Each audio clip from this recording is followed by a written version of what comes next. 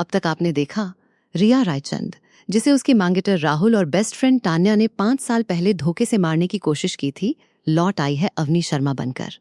उसने राहुल की डूबती कंपनी पर कब्जा कर लिया है और उसकी हर सांस पर अपना कंट्रोल बना लिया है।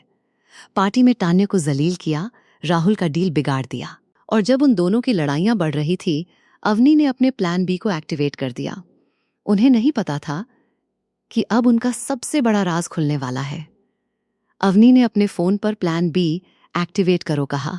उसकी नज़र दूर खड़े राहुल और तान्या पर थी, जो अपनी बर्बादी के अगले चैप्टर से अनजान थे। अगली सुबह राहुल रायचंद अपने ऑफिस में था। उसका दिमाग अब भी तान्या से हुई लड़ाई और बिगड़े हुए डील में उलझा था। वो अपनी डेस्क पर बैठा फाइल्स देख रहा था जब उसकी नज़र एक पुराने न्यूज़ क्लिपिंग पर पड़ी। रिया रायचंद स्कैम, एक करोड़पति आर्किटेक्ट की घिनौनी सच्चाई हेडलाइन थी। राहुल के हाथ कांप गए। उसने क्लिपिंग उठाया।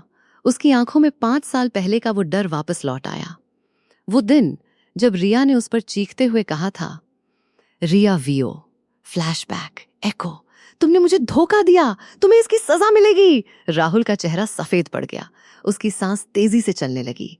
क्लिपिंग उसके हाथ से फिसलकर जमीन पर गिर गया। वहीं अवनी शर्मा अपने कैबिन में बैठी थी। उसके लैपटॉप पर सीसीटीवी फुटेज चल रहा था जिसमें राहुल का रिएक्शन साफ दिख रहा था। उसके होंठों पर एक ठंडी मुस्कान फैल गई। उस रात राहुल नींद से उछल पड़ा। उसके माथे पर पसीना था।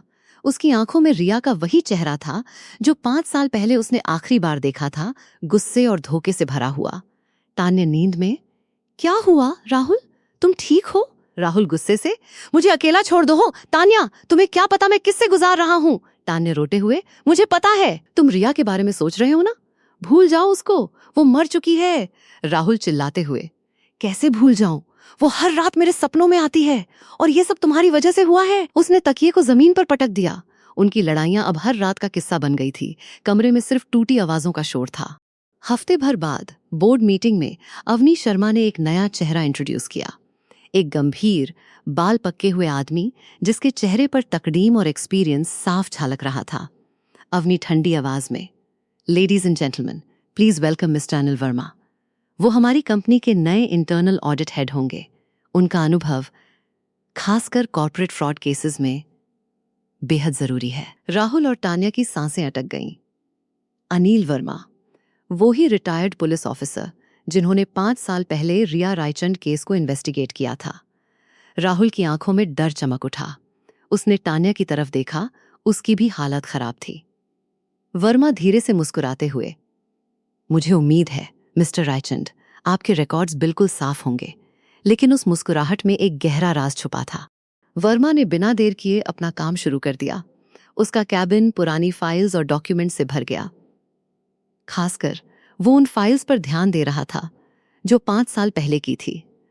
राहुल अपने कैबिन में बैठा था, लेकिन उसका ध्यान काम में नहीं लग रहा था। हर थोड़ी देर में वो वर्मा के कैबिन की तरफ देख लेता। उसकी धड़कन तेजी से चल रही थी। तान्या धीरे से, राहुल, तुम इतने परेशान क्यों हो? उसको कुछ नहीं मिलेगा। राहुल परेशान, तुम्हें क्या पता तान्या? उसने सब कुछ देख लिया। तो राहुल की आवाज कांप रही थी, जैसे वो एक ऐसे सच से डर रहा हो जो कभी दफना दिया गया था। एक दोपहर वर्मा के कैबिन से एक आवाज आई। राहुल और तान्या दोनों अपने कैबिन्स में चौकन हो गए। वर्मा फाइल देखते हुए, ये फाइल? रिया रायचंद स्कैम केस। राहुल की आंखों में डर की एक लहर दौड़ गई। उसने तान्या की तरफ देखा, उसकी भी सांसें अटक गई थीं। वर्मा ने फाइल उठाई। उसके चेहरे पर एक अजीब सा एक्सप्रेशन था। राहुल धीरे से तान्या से, ये वही फाइल है जिसमें रिया के खिलाफ सबूत थे। वर्मा ने फाइल खोली। हर पन्ना पलटने की आवाज राहुल और तान्या के दिमाग में डर का एक नया बादल बना रही थी। वर्मा धीरे से, हाँ मिस्टर रायचंद, ये वही फाइल है जिसमें रिया रायचंद के खिलाफ सबूत थे। मैं इसे बहुत अच्छे से जानता हूं। वर्मा ने ध्यान से एक पन्ना पलटा। उसकी आंखों में एक झटका सा दिखा। उसने दोबारा पन्ना पलटा, फिर तीसरा, चौथा। वर्मा आंखें बड़ी करते हुए, लेकिन इसमें तो एक पेज।